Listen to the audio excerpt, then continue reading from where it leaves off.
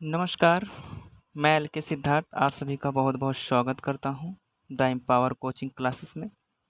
Friends, कल हमने नागरिक शास्त्र के कुछ महत्वपूर्ण क्वेश्चनों की श्रृंखला लेके आप लोगों के बीच उपस्थित हुए थे। आज हम फिर से नए क्वेश्चनों की श्रृंखला लेके आप लोगों के सामने उपस्थित हुए हैं। ये क्वेश्चन मुख्यतः TGT, PGT, LT grade, GIC प्रवक्ता के लिए मुख्य रूप से ये क्वेश्चन हैं। तो पहला क्वेश्चन आप लोगों के सामने है।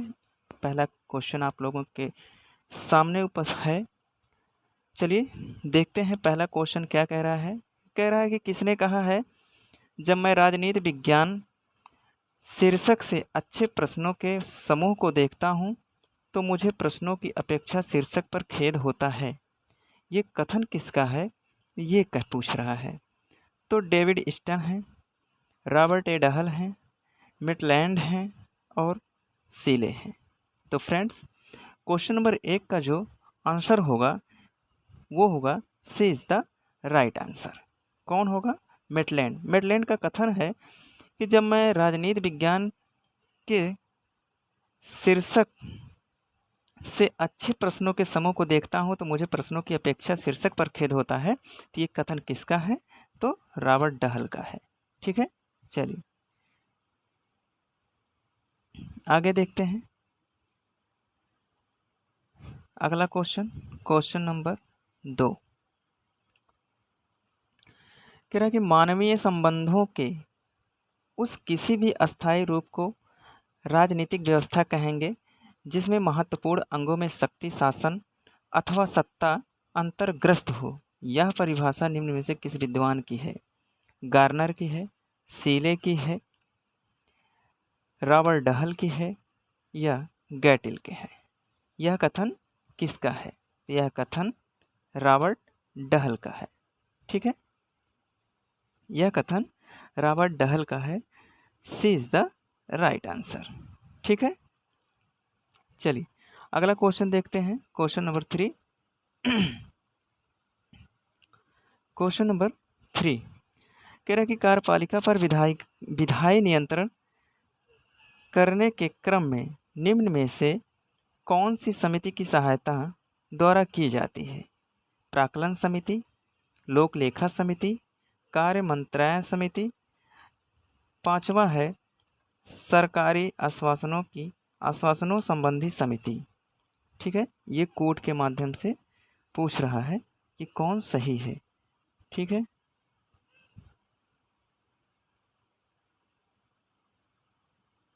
चलिए ए ऑप्शन है 1 और 2, बी ऑप्शन है 1 2 4, सी ऑप्शन है 2 4, डी ऑप्शन है 1 2 3 4। तो इसमें जो है आपका B is the right answer होगा। ठीक है, B is the right answer. पहला, दूसरा और चौथा। आपको बता दें कि प्राक्कलन समिति में कुल 30 सदस्य होते हैं। ठीक है, 30 सदस्य होते हैं जो लोकसभा के सदस्य होते हैं, और लोक लेखा समिति में कुल 22 सदस्य होते हैं जिसमें 15 लोकसभा से और 7 राज्यसभा से होते हैं। ठीक है, चलिए अगला क्वेश्चन, क्वेश्चन नंबर 4 को देखते हैं।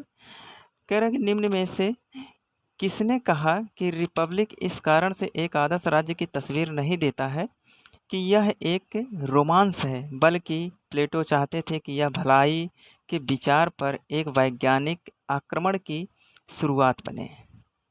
यह कथन किसका है? ठीक है, सेबाइन, डनिंग, बार्कर और एबेंस्टीन। ठीक है, सेबाइन, डनिंग, बार्कर, एबेंस्टीन। तो यह कथन डनिंग का है। ठीक है, B is the right answer. चलिए अगला क्वेश्चन देखते हैं। Question number 5। क्वेश्चन नंबर 5 कह रहा है कि निम्न में से किस तिथि पर कम्युनिस्ट घोषणा पत्र को मूल रूप से प्रकाशित किया गया था? 1850, 1887, 1848, 1830। तो यह जो है 1848 को, ठीक है, 1848 को कम्युनिस्ट घोषणा पत्र को मूल रूप से प्रकाशित किया गया था। चलिए अगला क्वेश्चन देखते हैं। क्वेश्चन नंबर 6 कह रहा है कि निम्न में से किस संविधान संशोधन द्वारा मंत्रियों की संख्या लोकसभा की कुल संख्या के 15% निश्चित की गई? 89वां संविधान संशोधन, 90वां संविधान संशोधन, 91वां संविधान संशोधन और 92वां संविधान संशोधन।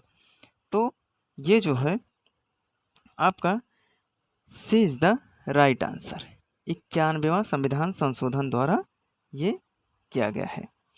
91वां संविधान संशोधन द्वारा अनुच्छेद 75 और अनुच्छेद 64 में संशोधन कर मंत्रियों की संख्या के में या मंत्रिपरिषद के आकार पर कुछ नियत किया गया, ठीक है, नियंत्रित किया गया, एक आकार निर्धारित किया गया कि लोकसभा या विधानसभा के 15% से अधिक मंत्रियों की संख्या नहीं होगा, ठीक है।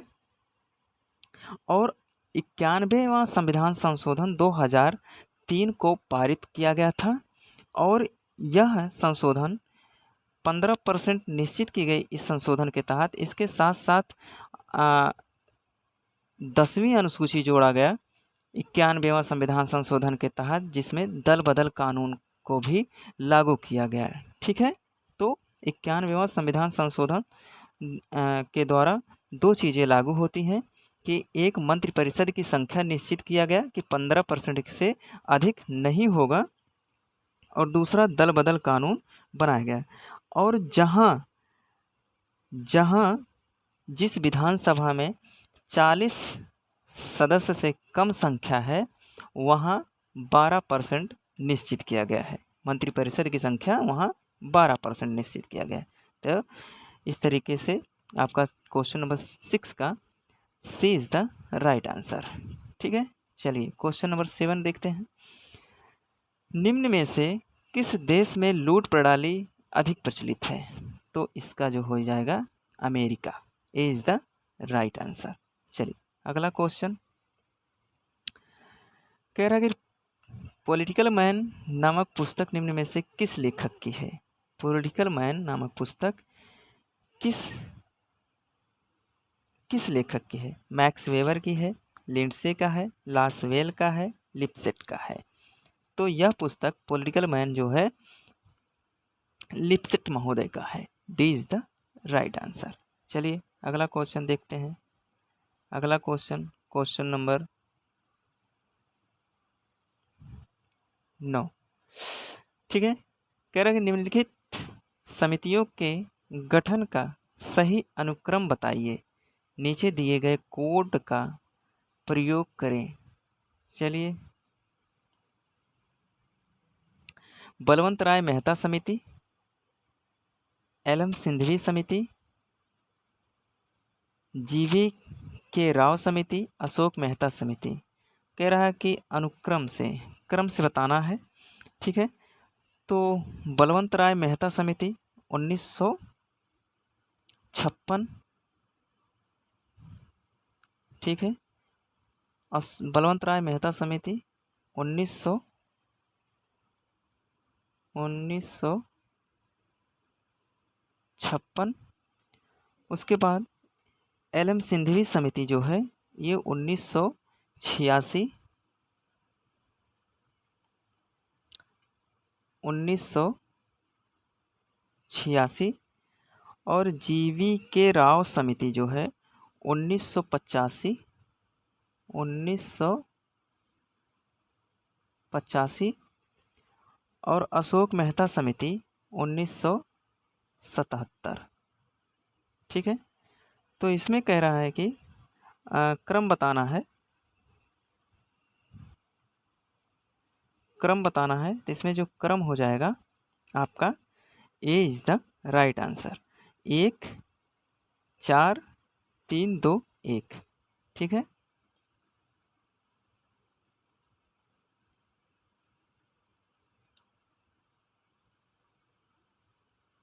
चलिए अगला क्वेश्चन देखते हैं।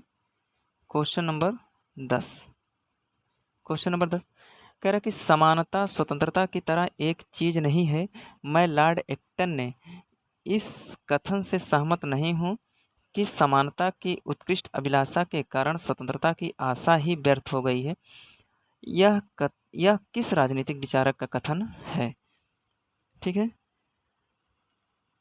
Mazzini, Laski, Leacock, Gilchrist.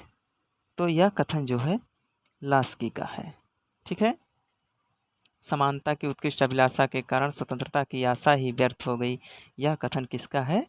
Laski का है। चलिए अगला क्वेश्चन देखते हैं। अगला ये भी कूट का क्वेश्चन है। सूची 1 सूची 2 से मिलान करना है। चलिए, वित्त आयोग किस में है? तो वित्त आयोग जो है, वित्त आयोग 280 में है। वित्त आयोग 280 में है।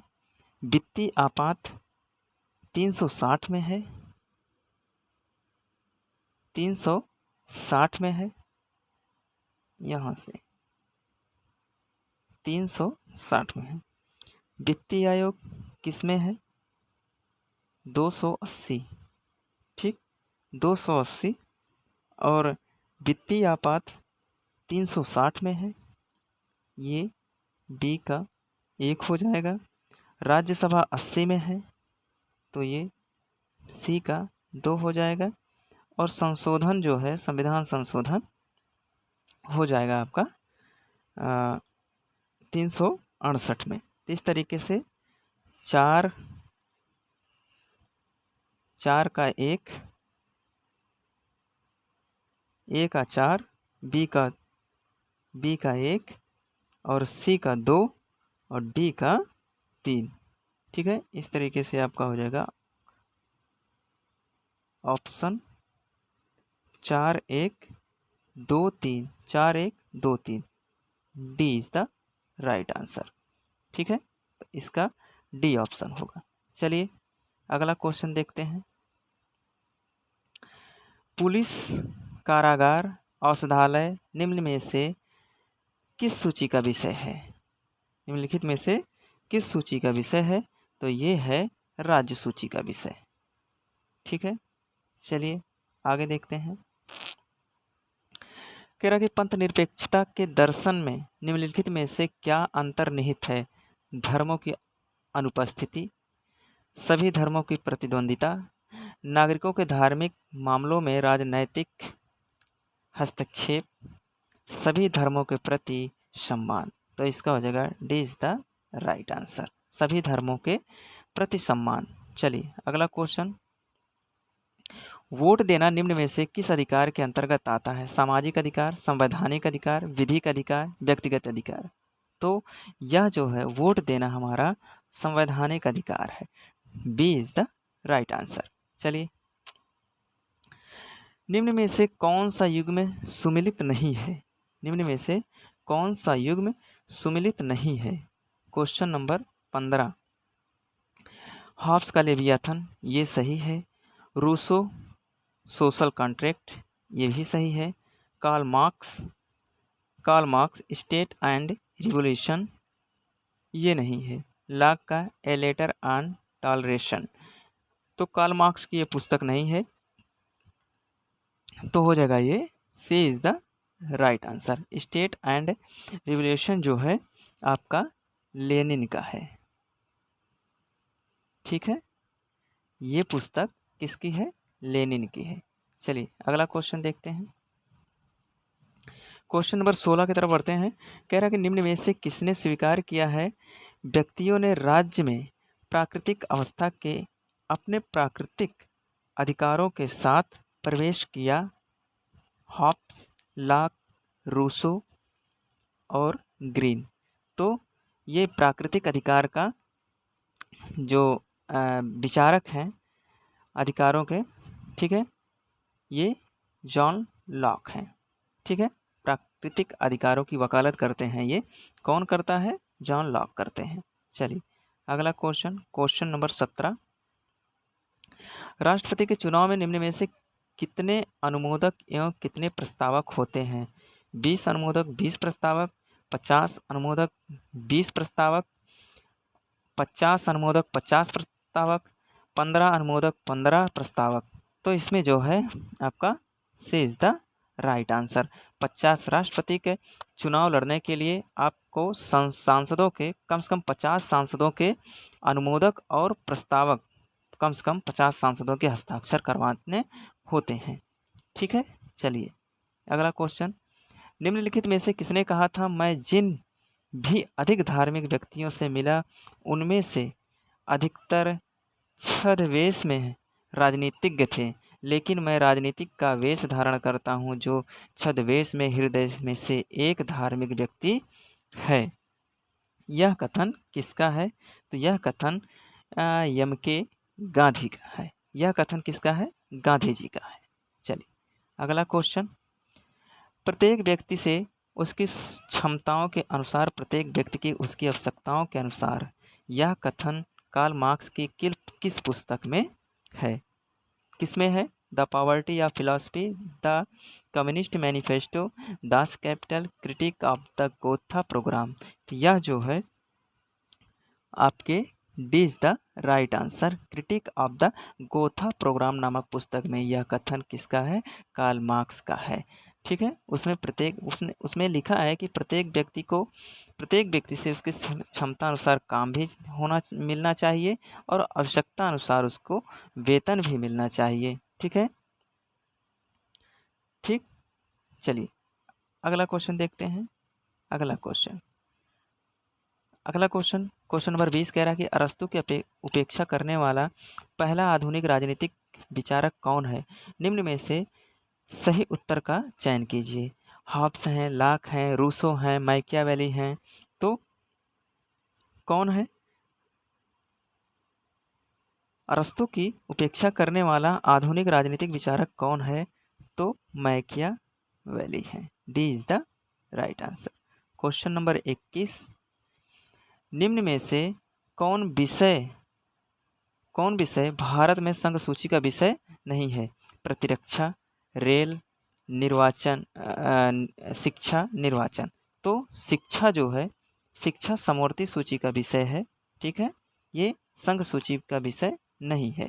चलिए, समवर्ती सूची में जितने भी विषय हैं उस पर राज्य और केंद्र दोनों कानून बना सकते हैं।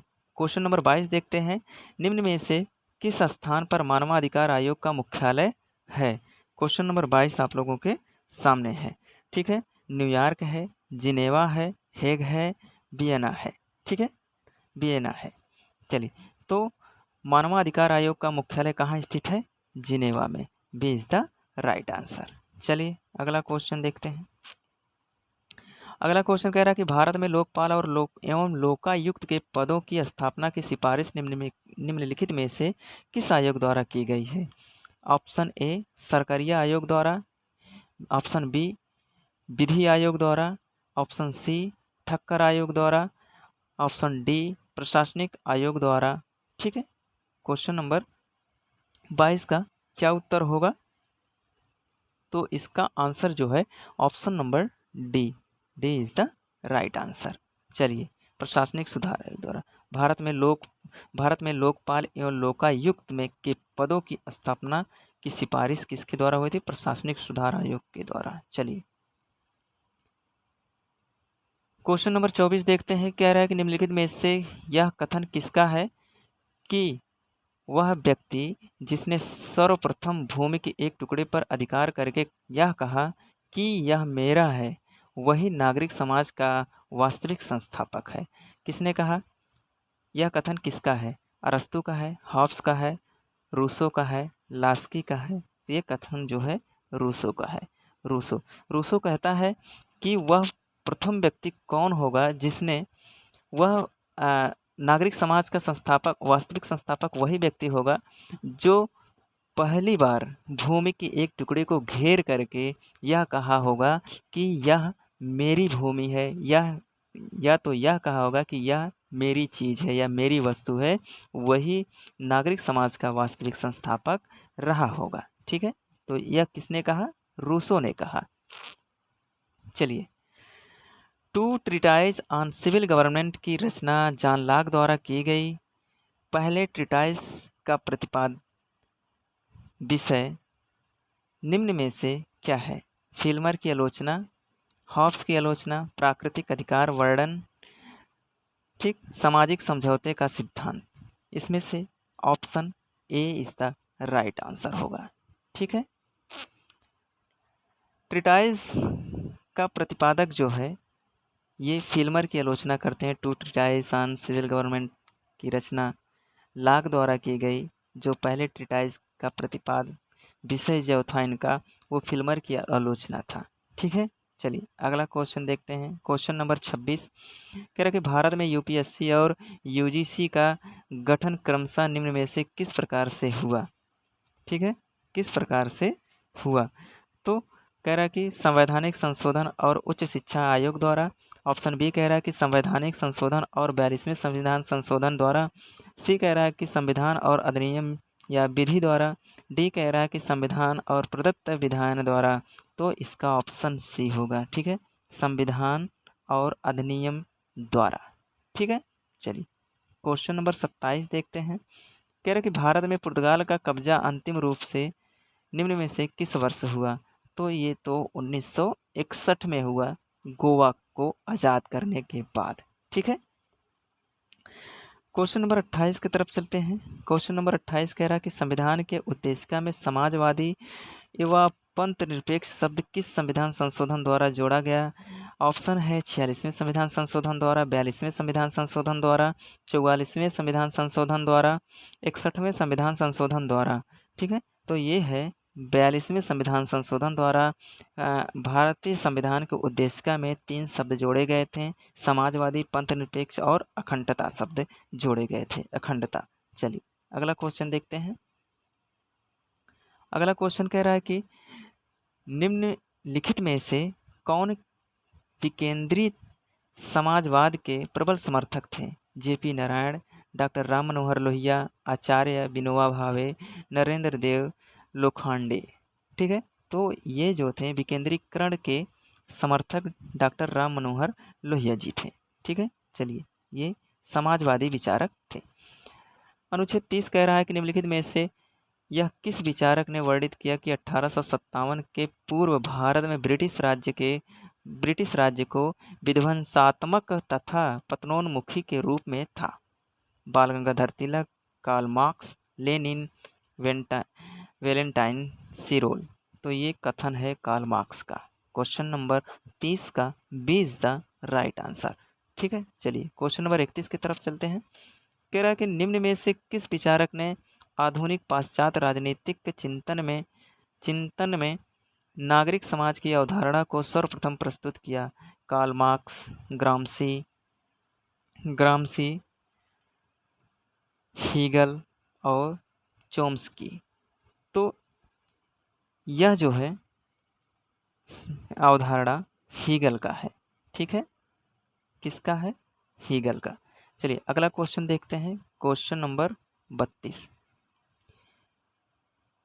कानूनी संप्रभुता का सिद्धांत निम्न में से किस विचारक ने प्रतिपादित किया? आमंड, अरस्तु, बोंदा, ऑस्टिन। क्वेश्चन नंबर 32 का आंसर होगा जो ये कह रहा है कि कानूनी संप्रभुता का सिद्धांत निम्न में से किस विचारक ने कानूनी संप्रभुता की बात कर रहा है, तो कानूनी संप्रभुता की बात कर रहा है तो इसका डी ऑप्शन होगा। ठीक है, D is the right answer. चलिए अगला क्वेश्चन देखते हैं। कह रहा है कि राजकीय सहायता व्यक्ति के आत्मविश्वास के साथ भाव को नष्ट कर देती है। यह किसके उत्तरदायित्व को दुर्बल बनाती है और चरित्र के विचार को कुंठित कर देती है? कथन किसका है? ऑप्शन है मिल, बेंथम, हीगल, लास्की। ठीक है, मिल, बेंथम, हीगल, लास्की। तो क्वेश्चन नंबर 33 का ऑप्शन जो है A is the right answer. ठीक है, क्वेश्चन नंबर 33। अगला क्वेश्चन देखते हैं। Question number 34। क्वेश्चन नंबर 34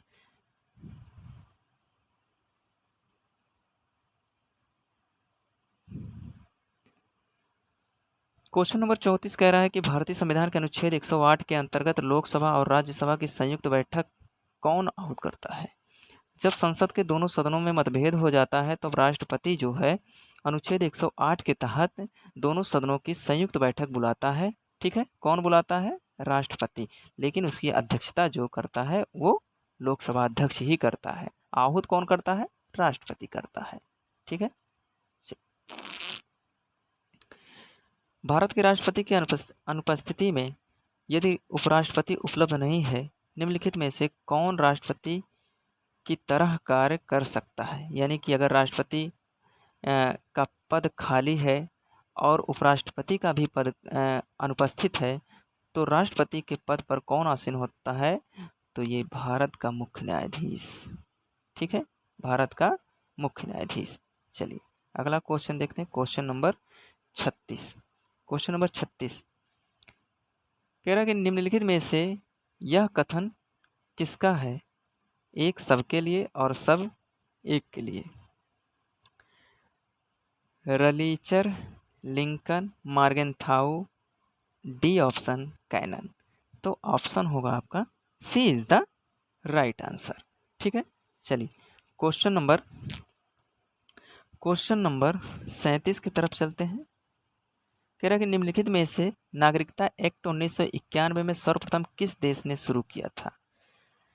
संयुक्त राज्य अमेरिका, ग्रेट ब्रिटेन, रूस, जर्मनी।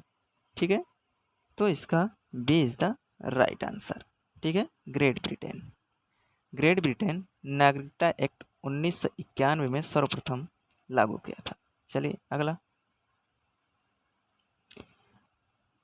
अंतर्राष्ट्रीय कानून विधि शास्त्र का तिरोहित बिंदु है, किस विचारक का कथन है? अंतर्राष्ट्रीय कानून विधि शास्त्र का तिरोहित बिंदु है, यह कथन किसका है? ऑप्शन है Holland, Austin, Henry Maine, Garner. तो C is the right answer. चलिए अगला क्वेश्चन देखते हैं, C is the right answer. C is the right answer. 39वां क्वेश्चन देखते हैं, निम्नलिखित विचारकों में से किस प्रसिद्ध विचारक को आधुनिक राजनीति का पिता कहा जाता है? ठीक, Machiavelli, Garner, Charles Merriam, David Easton. तो चार्ल्स मेरियम को, ठीक है, आधुनिक राजनीति का पिता किसे कहा जाता है? चार्ल्स मेरियम को। क्वेश्चन नंबर 40, वह राजनीति जिसके माध्यम से हम लक्ष्य को प्राप्त करते हैं, जिसके माध्यम से हम लक्ष्य को प्राप्त करते हैं तथा हमारे समय एवं श्रम की बचत होती है, निम्न में से वह किस परिप्रेक्ष्य को व्यक्त करता है? राजनीति शास्त्र, राजनीतिक सिद्धांत, राजनीतिक दर्शन, राजनीतिक विज्ञान। ठीक है, क्वेश्चन नंबर 40 का B is the right answer, राजनीतिक सिद्धांत। ठीक है, चलिए कह रहा है कि निम्नलिखित में से किस विचारक ने यह इस कथन की पुष्टि की है अर्थशास्त्र के ज्ञान के अभाव में राजनीति शाखा अपूर्ण है, राजनीतिक शाखा अपूर्ण है, यहाँ राजनीतिक शाखा अपूर्ण है। ठीक है, 41वां कह रहा है कि निम्नलिखित में से किस विचारक ने इस कथन की पुष्टि की है कि अर्थशास्त्र के ज्ञान के अभाव में राजनीतिक शाखा अपूर्ण है? ठीक है, यह राजनीतिक शाखा अपूर्ण है, किसने कहा है? तो लास्की, सीले, गिलक्राइस्ट, जेलिनेक। तो यह ऑप्शन नंबर ए होगा। ठीक है, A is the right answer. Question number 41 का ए इज द राइट है। 42वां देखते हैं। कह रहा है कि निम्न में से किस अनुच्छेद में अंतर्राज्यीय नदियों या नदी के जल संबंधी विवादों का न्याय निर्णय की व्यवस्था है? ठीक है, ये अनुच्छेद 262, 263, 261, 260। तो आपका ऑप्शन नंबर ए होगा। ठीक है, 262 में। चलिए, अंतर्राष्ट्रीय न्यायालय के जज का कार्यकाल कितने वर्षों का होता है? 5 वर्ष का होता है, 6 वर्ष, 10 वर्ष, 9 वर्ष। तो अंतर्राष्ट्रीय न्यायालय के न्यायाधीशों का जो कार्यकाल होता है वो 9 वर्ष का होता है। तो क्वेश्चन नंबर 43 का D is the right answer होगा। ठीक है, चलिए D is the right answer. चलिए, राष्ट्रपति द्वारा अध्यादेश जारी करने की शक्ति भारतीय संविधान के निम्न में से किस अनुच्छेद द्वारा प्राप्त की गई है? 123, 222, 111, 132, तो 1 2 3, ठीक है, 123 के तहत। चलिए, निम्न में से कौन संघ सूची का विषय है? शिक्षा, जनसंख्या, वन विद्युत, जनगणना। ठीक है, तो इसका होगा डी। ठीक, D is the right answer. बाकी ये भी समवर्ती सूची का विषय है, ये भी समवर्ती सूची का विषय है, ये भी समवर्ती सूची का विषय, लेकिन जनगणना केंद्र सूची का विषय है। चलिए, अगला क्वेश्चन देखते हैं। 1936 में किसने कहा गांधीवाद जैसी कोई चीज नहीं? नेहरू, तिलक, गांधी, रस्किन। तो यह कथन गांधी जी का है। चलिए, अगला क्वेश्चन देखते हैं। कार्ल मार्क्स की निम्न रचनाओं का सही कालक्रम लगाएं। ये कूट का क्वेश्चन है। ठीक है, पहली पुस्तक है जो इनका क्रिटिक ऑफ पॉलिटिकल इकोनॉमी, दूसरा है पॉवर्टी ऑफ फिलॉसफी, तीसरा है communist manifesto, the theory of family, चौथी बुक है। तो क्रिटिक जो है ये क्रिटिक ऑफ पॉलिटिकल इकोनॉमी जो है ये 1859 में, ठीक है, 1859 में। पॉवर्टी ऑफ फिलॉसफी 1847, ठीक, 1847 में। कम्युनिस्ट मैनिफेस्टो 1848, 1848, और द होली फैमिली ये 1845, 1845। ठीक है, तो इस तरीके से आपका 4 4 2 3 1, ठीक है, 4 2 3 1, 4 2 3 1, 4 2 3 1, ये ऑप्शन नंबर ए होगा। ठीक है, क्वेश्चन नंबर 47 का A is the right answer. चलिए, क्वेश्चन नंबर 48 देखते हैं। 48वां क्वेश्चन कह रहा है कि यह किसने कहा कि कौन क्या कब तथा कैसे प्राप्त करता है? यह राजनीति का विषय है। लास्की कहते हैं, लासवेल कहते हैं, डेविड ईस्टन कहते हैं, अरस्तु कहते हैं।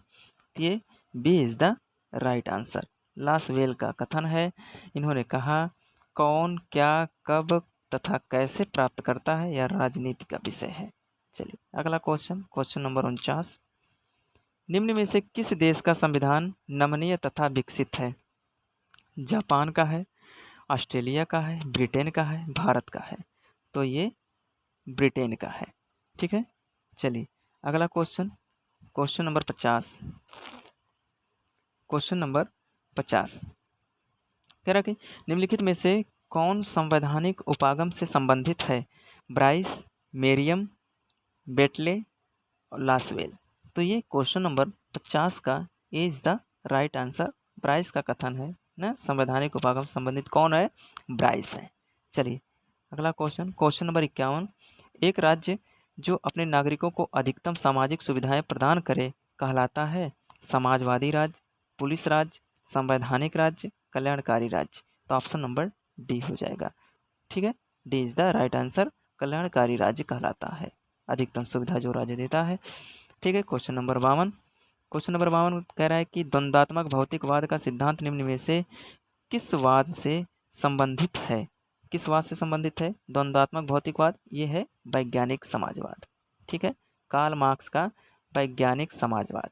ये वैज्ञानिक समाजवाद जो है कार्ल मार्क्स ने हीगल के द्वंद्वात्मक प्रणाली से लिया है, हीगल का द्वंद्वात्मक प्रणाली से। ठीक है, चलिए, माओ के अनुसार मार्क्सवादी क्रांति में कृषकों की भूमिका भविष्य में होगी? प्रक्रियात्मक होगी, शून्य होगी, महत्वपूर्ण होगी, महत्वहीन होगी? ठीक है, तो महत्वपूर्ण होगी। D is the right answer. चलिए, अगला क्वेश्चन, क्वेश्चन नंबर 54। यह किस प्रसिद्ध विचारक ने माना कि राज्य एक सर्वोच्च समुदाय है?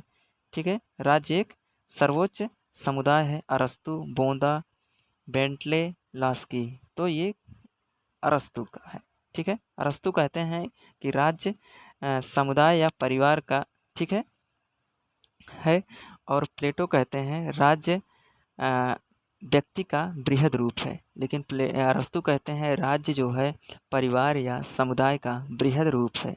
चलिए अगला क्वेश्चन देखते हैं। क्वेश्चन नंबर 55 कह रहा है कि कैटलिन के अनुसार राजनीति विज्ञान का विषय क्षेत्र निम्न में से क्या है? कैटलिन के अनुसार राजनीति विज्ञान का विषय क्षेत्र क्या है? संघर्ष, संघर्ष का तनाव अध्ययन, शक्ति का अध्ययन, सत्ता का अध्ययन, मानव स्वभाव का अध्ययन। क्वेश्चन नंबर 55 का आंसर क्या होगा? तो शक्ति का अध्ययन। B is the right answer, शक्ति का अध्ययन। कैटलिन के अनुसार राजनीति विज्ञान का विषय क्षेत्र क्या है? शक्ति का अध्ययन। चलिए अगला क्वेश्चन कह रहा है कि कौन सा इसमें सत्य है? कौन सा इसमें सत्य है? या किसकी ये पुस्तक है? एक तरफ पुस्तक दिया है, एक तरफ विचारक दिया है। पावर, ये नहीं। पर्सन, डेयरी, ये जो है ग्रामसी का है। ठीक है, B is the right answer. बाकी पॉलिटिक्स ये प्लेटो का नहीं बल्कि ये अरस्तु का है। चलिए आगे बढ़ते हैं। निम्नलिखित में से किस अनुच्छेद में उच्चतम न्यायालय से परामर्श करने की राष्ट्रपति की शक्ति का उल्लेख है? 141, 142, 143, 144। तो इसका 143 अनुच्छेद 143 के तहत उच्चतम न्यायालय से परामर्श ले सकता है कौन? राष्ट्रपति। चलिए क्वेश्चन नंबर 58 देखते हैं। कह रहा कि भारत का संविधान निम्न में से किस अनुच्छेद में चर्चा की गई है? भारत का संविधान निम्न में से किस अनुच्छेद, यानी कि भारत का संविधान नाम जो है अनुच्छेद किसमें? 393, 394, 392 और 395। ठीक है, तो ये क्वेश्चन नंबर 58 का जो है A is the right answer होगा। इसमें जो है अनुच्छेद 393 में कहा गया है कि भारत का संक्षिप्त नाम, संविधान का संक्षिप्त नाम भारत का संविधान है। ठीक है, भारत का संविधान है। अनुच्छेद 394 में संविधान लागू होने के बारे में है। 394 में यह उल्लेख है कि संविधान कब लागू हुआ था, कितने अनुच्छेद लागू हुए थे उस समय इसमें उपबंध किया गया है। जैसे 16 अनुच्छेद लागू हुआ था, ठीक है, तो उसका उल्लेख किस में है? जब संविधान लागू होने से पहले 1950 से पहले जो अनुच्छेद, कुछ अनुच्छेद लागू हुए थे वो 16 अनुच्छेद हैं, तो उसका वर्णन किस में है? 394 में।